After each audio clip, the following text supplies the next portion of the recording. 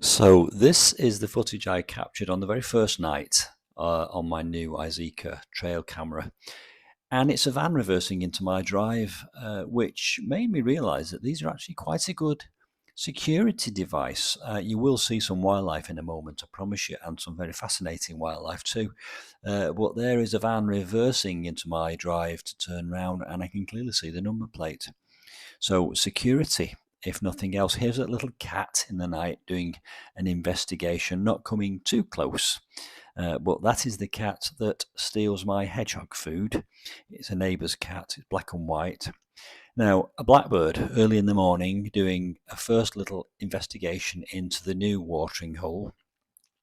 And here we have a rook having a look from a distance and then flying off into the nearby tree. Now the magpies have arrived.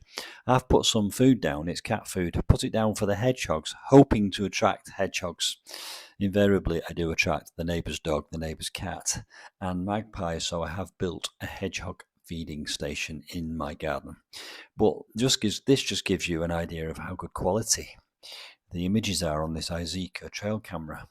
Look at that beautiful bird. I mean, they're much maligned magpies, but I think they're a really attractive bird, and you're about to see more from these magpies doing something quite comical and also having a bit of an interaction with a rook in my garden. Keep your eyes peeled because you'll see that any moment. I've included this footage because I like the way the magpie is walking around the bricks on the edge of the new watering hole.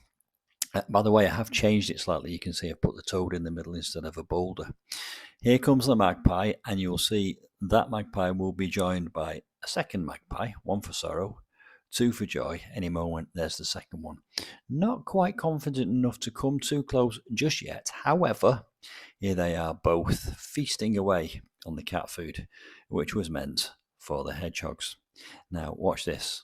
Any moment, you will see another friend arriving at the watering hole.